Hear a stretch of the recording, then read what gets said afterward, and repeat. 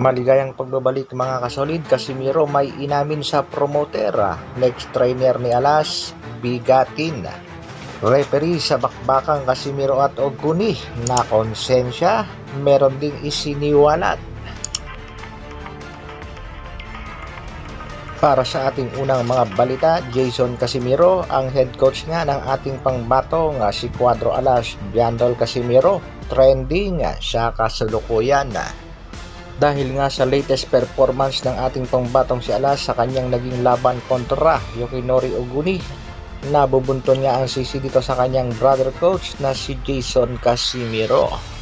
May mga nagsabi ring wala ng strategy si Alas at naging bara-bara na lang at madali pag maubusan ng hangin. Ganon din daw ang napansin ng mga Japanese boxing fans na nanood ng laban, maging ang mga promoter ay nagsasabi rin medyo mahina nga daw ang ginawang training ng ating pangbatong si Casimiro bago ang laban. Heto pa nga ang ibang mga komento mga kasolid, at isa rin sa nagbigay ng kanyang opinion na itong si Mr. Pau Salud. Ayon kay Mr. Pau, tama lang napalitan ng head coach pero hindi dapat alisin si Jason at manatiling assistant dahil kailangan ito ng kanyang kapatid sa bawat laban. Samantala, Milan Milindo hindi naman nakatiis sa mga bashers ng ating pangbatong si Janrel Casimiro. Ayon kay Milindo ay weak strategy lang daw yon ni Cuadro Alas. Tumatiming nga lang daw si Alas at pinapapasok lang ang kalaban. Banat ni Milindo sa mga haters, halatang walang deep knowledge about boxing. Kapwa Pinoy pa naman na paghahalatang iinggit sa tagumpay ng kapwa. Bilang pagrespeto sa kapwa boksingero ay nag-congratulate pa nga siya at sinabihang keep it up, angas ng Pinas. Sa kabilang balita naman mga kasolid, sa ginanap ng post-fight interview sa ating pangbatong si Alas, meron siyang inamin dito sa kanyang Japanese promoter. Pakinggan natin mga kasolid. Sana nauyan na para matapos na. Parang wala nang gana mag-isayo pag hindi sinauyan. Nagbigay naman ng pahayag itong Japanese promoter at sinabing Jandol Casimiro failed to prove that he deserves a big money fight with Japanese superstar na Oya Inoue. Iyan nga ang napansin nila ang performance ng ating pangbatong si Alas sa laban kontra sa kanilang kababayang si Oguni.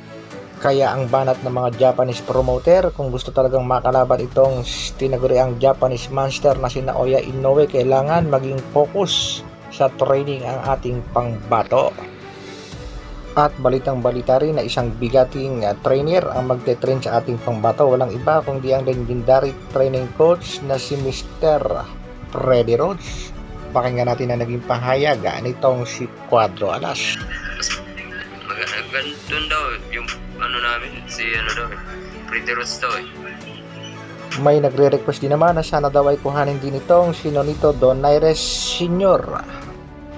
At para naman sa ating huling balita mga kasolid, referee sa naging laban ng ating pangbatong si Alas at Yukinori Oguni na konsensya nga merong inamin na gusto pa daw sana niyang ituloy ang laban pero nga umayaw na itong si Yukinori Oguni at nagsabing hindi na raw niya kayang lumaban at baka siya ay bumagsak lamang.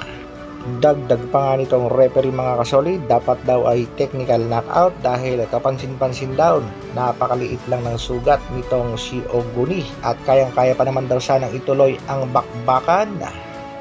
Malayong-malayo nga daw sa kalidad nitong Japanese monster na si Naoya Inoue na sa laban nito kay Nonito Donaire Jr. ay nagkaroon ng napakalaking cut pero naituloy pa rin ang laban. Umami naman itong si Oguni na hindi na daw niya kayang ituloy ang laban dahil hindi na daw siya makakita. Tila naisahan nga talaga ang ating pangbatong si Alas sa naging resulta ng bakbakan. Hanggang dito na lang muna mga kasolid, isang like naman dyan. Maraming salamat sa patuloy na pagsuporta at panonood. Mabuhay, Dr. Alvin Vlogs. Brrr.